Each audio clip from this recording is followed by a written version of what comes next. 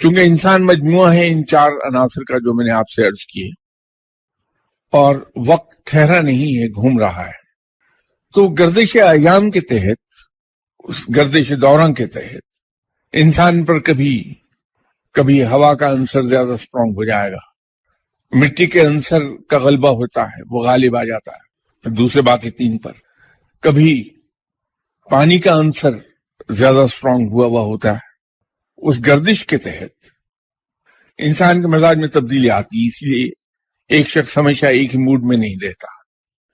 جب انسان پر ایسا وقت ہوگا کہ اس کے اندر کا پانی کا عنصر غالب ہوگا تو اس کے اندر نرمی آ جائے گی، شائستگی آ جائے گی۔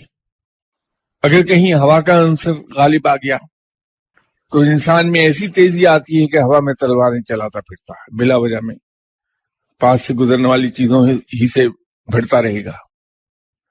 اگر مٹی کا عنصر غالب آ گیا تو اس کے اندر عاجزی اور انکساری اور ایسی چیزیں آ جائیں، اور اگر آگ کا عنصر اس وقت غالب ہے تو انسان کے اندر غصے کی شدت ہوگی، اور اتنی بعض کا شدت آ جائے گی کہ وہ شیطانی عمل میں تبدیل ہو جاتی ہے۔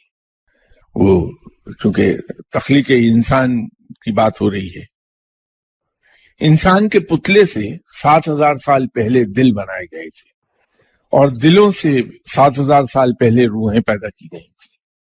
قرآن میں جس تخلیق کا ذکر ہے وہ آخری مرحلے کا ہے۔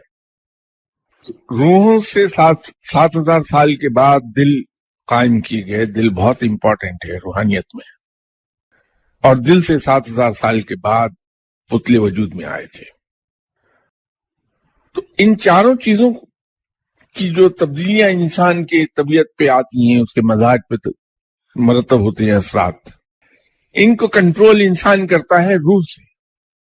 یہ بے لگام نہ ہونے پائیں اور لوگوں کے لیے، دوسروں کے لیے تکلیف دینا ہو جائے انسان۔ روح جب تک مضبوط نہیں ہے، انسان کی طاقتور نہیں ہے، وہ ان چیزوں پر قابو پا ہی نہیں سکے گا۔ یہ ذکر الہی کیجئے کہ اس سے روح میں لطافت پیدا ہوتی ہے، اور جتنی زیادہ لطیف ہوگی روح، اس روح کی پرواز اتنی ہی بلند ہوگی، اور جتنی روح کی پرواز زیادہ بلند ہوگی اتنی وہ طاقتور ہوتی ہے۔